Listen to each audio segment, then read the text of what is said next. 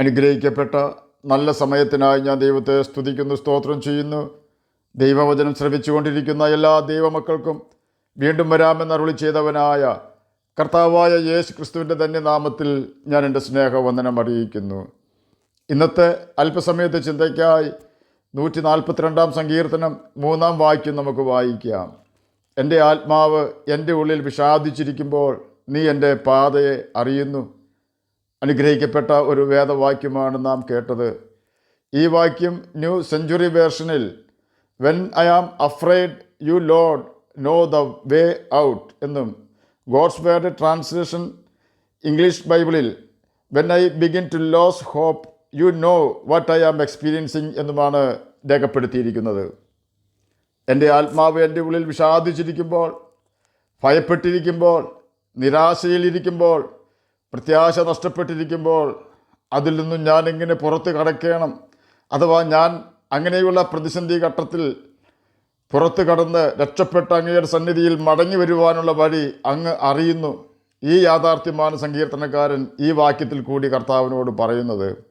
ചുരുക്കി പറഞ്ഞാൽ, നമ്മുടെ ജീവിതത്തിൽ നിരാശയോ പ്രത്യാശ നഷ്ടപ്പെടുന്ന സാഹചര്യങ്ങളോ കടന്നു വരുമ്പോൾ നമ്മെ സഹായിക്കുവാൻ കഴിയാത്ത വ്യക്തികളോടോ, നമുക്ക് വേണ്ടി പ്രാർത്ഥിക്കുവാൻ തയ്യാറാകാത്ത വ്യക്തികളോടോ നമ്മുടെ സങ്കടം പറയാതെ, നമുക്ക് വേണ്ടി തകർക്കപ്പെടുകയും നമുക്ക് വേണ്ടി വ്യസനപാത്രമായി തീരുകയും ചെയ്തവനും പാപം ഒഴികെ സകലത്തിലും നമുക്ക് തുല്യമായി പരീക്ഷിക്കപ്പെട്ടവനുമായ മരിച്ച് ഉയർത്ത കർത്താവായ യേശു ക്രിസ്തുവിൻ്റെ പാദപീഠത്തിൽ ഓടിച്ചെന്ന് നമ്മുടെ സങ്കടം ബോധിപ്പിക്കണം.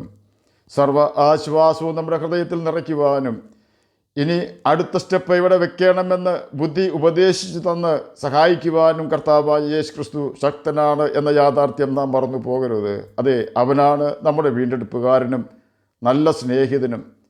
അവനുമായി നമുക്ക് നല്ല സ്നേഹബന്ധം സ്ഥാപിച്ചെടുക്കേണ്ടത് ഏറ്റവും അത്യാവശ്യമാണ്. 2 പേർ ഒത്തിട്ടല്ലാതെ ഒന്നിച്ച് നടക്കുവാൻ സാധിക്കുകയില്ല എന്ന് ആമോസിൻ്റെ പുസ്തകം 3-ാം അധ്യായം 3-ാം വാക്യം നമ്മെ പഠിപ്പിക്കുന്നുണ്ട്.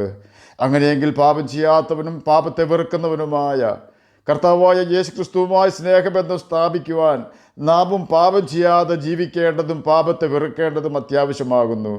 നമുക്ക് പാപം ചെയ്യാതെ ജീവിക്കുവാനും പാപത്തെ വെറുക്കുവാൻ കഴിയണമെങ്കിൽ നിശ്ചയമായും എന്തെല്ലാമാണ് പാപമെന്നും ഏതെല്ലാം കാര്യങ്ങളാണ് യേശു വെറുക്കുന്നതെന്നും നാം മനസ്സിലാക്കിയിരിക്കണം.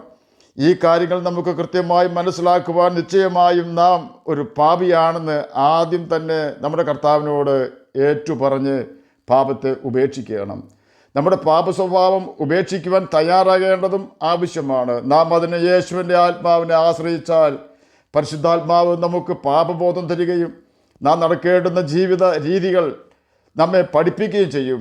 പരിശുദ്ധാത്മാവിനെ നമ്മെ പഠിപ്പിക്കുവാൻ നാം നിശ്ചയമായും ദൈവവചനമായ ബൈബിൾ തുടക്കം മുതൽ അവസാനം വരെ തുടർച്ചയായി വായിച്ചു കൊണ്ടിരിക്കുകയും അതിൽ നാം അനുസരിക്കണമെന്ന് ദൈവം രേഖപ്പെടുത്തി വെച്ചിരിക്കുന്ന കൽപ്പനകൾ ഒരു എതിർവാദവും ഉന്നയിക്കാതെ അനുസരിക്കുകയും ചെയ്യണം. ഇപ്പോഴാണ് നാം വാസ്തവമായി യേശുവുമായി ഒത്തുപോകുവാൻ, യേശുവുമായി ഒരുമിച്ച് നടക്കുവാൻ, യേശുവുമായി ഒരുമിച്ച് ജീവിക്കുവാൻ യോഗ്യത പ്രാപിക്കുന്നത്. ഇനി നാം മറ്റു കൂട്ടുകാരുടെ വാക്കുകൾക്കല്ല, ദൈവവചനത്തിൽ കൂടി കർത്താവായ യേശു ക്രിസ്തു നമുക്ക് തരുന്ന കൽപ്പനകൾക്കാണ് പ്രാധാന്യം കൊടുക്കേണ്ടത്. അപ്രകാരം കർത്താവായ യേശു ക്രിസ്തുവിൻ്റെ ഉപദേശം കേൾക്കുകയും അനുസരിക്കുകയും ചെയ്യുവാൻ നാം തുടങ്ങുമ്പോൾ നാം അനുഭവിച്ചു കൊണ്ടിരിക്കുന്ന പ്രത്യാശ നഷ്ടപ്പെട്ട അവസ്ഥയിൽ നിന്നും യേശു നമ്മെ പ്രത്യാശയാൽ നിറയപ്പെട്ട അവസ്ഥയിലും നിരാശയിൽ നിന്നും ദൈവിക സന്തോഷത്തിലേക്കും ഭയത്തിൽ നിന്നും ധൈര്യത്തിലേക്കും നമ്മെ കൊണ്ടുവരുന്നു. നമ്മുടെ പ്രതിസന്ധികളിൽ നിന്നും പുറത്തു വരുവാനുള്ള വഴി യേശുവിന് മാത്രമേ അറിയൂ. യേശുവിനെ അറിവുള്ള ആ വഴി യേശു നമ്മെ പഠിപ്പിച്ചിട്ടുള്ളത് യോഹന്നാൻ എഴുതിയ സുവിശേഷത്തിൽ രേഖപ്പെടുത്തിയിരിക്കുന്നു. ഞാൻ എൻ്റെ പിതാവിൻ്റെ കൽപ്പനകൾ അനുസരിച്ച് അവൻ്റെ സ്നേഹത്തിൽ വസിക്കുന്നത് പോലെ, അഥവാ അത്യുന്നതൻ്റെ മറവിലും സർവശക്തൻ്റെ നിഴലിലും താമസിക്കുന്നത് പോലെ നിങ്ങൾ എൻ്റെ കൽപ്പനകൾ അനുസരിച്ചാൽ എൻ്റെ സ്നേഹത്തിൽ അഥവാ എൻ്റെ മറവിലും എൻ്റെ നിഴലിലും താമസിക്കും, അഥവാ വസിക്കും. യോഹന്നാൻ എഴുതിയ സുവിശേഷം 15-ാം അധ്യായം 10-ാം വാക്യവും 91-ാം സങ്കീർത്തനം 1-ാം വാക്യവുമാണ് നാം ഇപ്പോൾ കേട്ടത്.